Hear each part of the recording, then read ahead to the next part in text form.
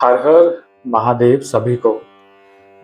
आज हम रुद्र संहिता द्वितीय खंड यानी कि सती खंड पढ़ेंगे, जिसमें हम जानेंगे नारद जी के प्रश्न और ब्रह्मा जी के द्वारा उनका उत्तर। सदाशिव से त्रिदेवों की उत्पत्ति तथा ब्रह्मा जी से देवता आदि की सृष्टि के पश्चात एक नारी और एक पुरुष का प्राकट्य। चलिए शुरू करते हैं गणेश वंदना से। वक्रतुंड महाकाय सूर्यकोटि समप्रभ निर्विघ्न कुरु मे देव सर्वकार्येषु सर्वदा।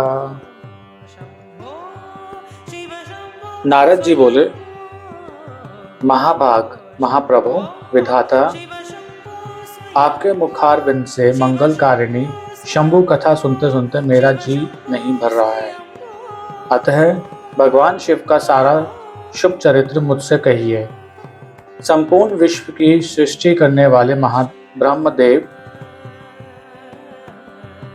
मैं सती की कीर्ति से युक्त शिव का दिव्य चरित्र सुनना चाहता हूँ।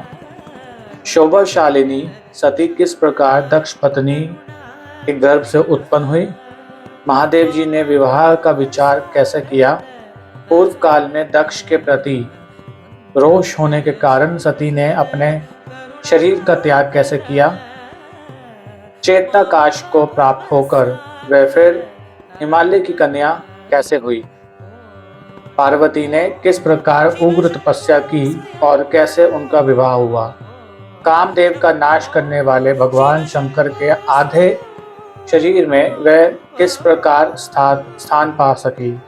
महामते, इन सब बातों को आप विस्तार पूर्वक कहिए। आपके समान दूसरा कोई संशय का निवारण करने वाला ना है ना होगा। ब्रह्मा जी ने कहा, मुने, देवी सती और भगवान शिव का शुभ यश परम पावन, दिव्य तथा गोपनीय से भी अत्यंत गोपनीय है। तुम वह सब मुझसे सुनो। पूर्व काल में भगवान शिव निर्गुण, निर्विकल्प, निराकार, शक्ति रहित, चिन्मय तथा सत्य और असत्य से विलक्षण स्वरूप में प्रतिष्ठित थे। फिर वह ही प्रभु सगुण और शक्तिमान होकर विशिष्ट रूप धारण करके स्थित हुए। उनके साथ भगवती उमा विराजमान थी।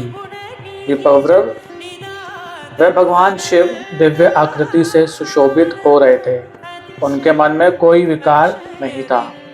वह अपने परात्पर स्वरूप में प्रतिष्ठित है। मुनिश्रेष्ठ, उनके बाएं अंग से भगवान विष्णु, दाएं अंग से मैं ब्रह्मा और मध्य अंग अर्थात हृदय से रुद्रदेव प्रकट हुए।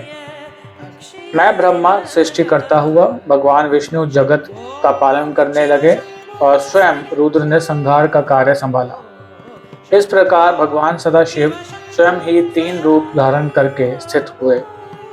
उन्हीं की आराधना करके मुझ लोक पितामह ब्रह्मा ने देवता, असुर और मनुष्य आदि संपूर्ण जीवों की सृष्टि की।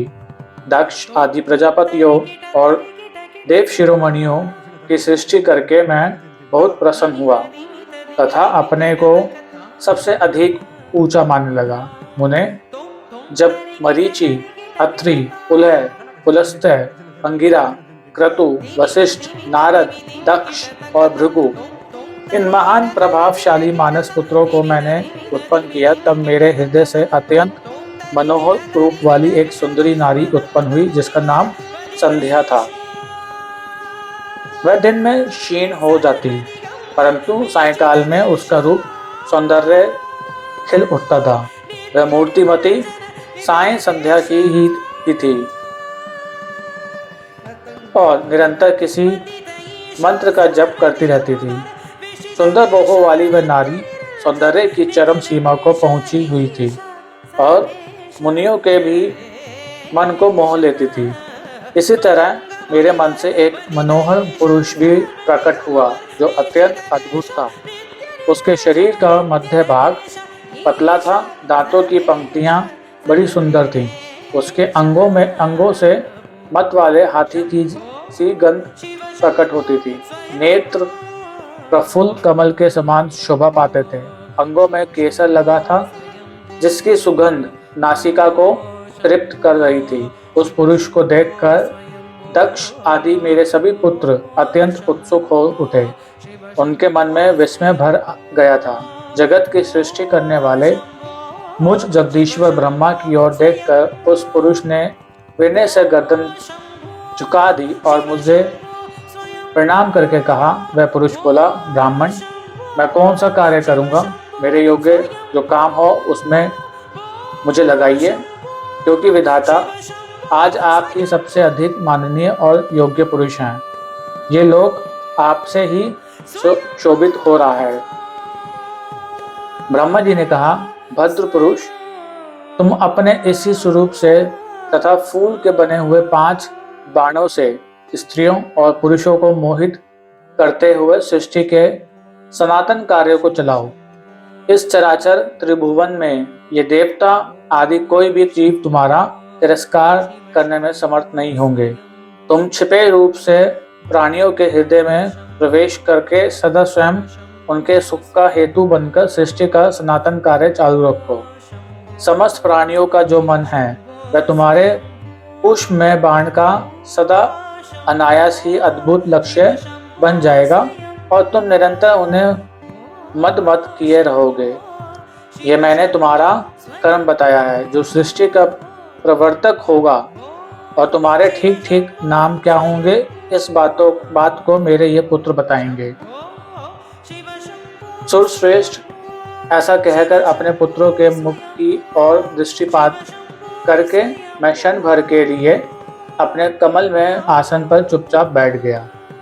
अध्याय 1 और 2 समाप्त। नमः पार्वती पते, हर हर महादेव। सभी को हर हर महादेव। जय शिव शंकर।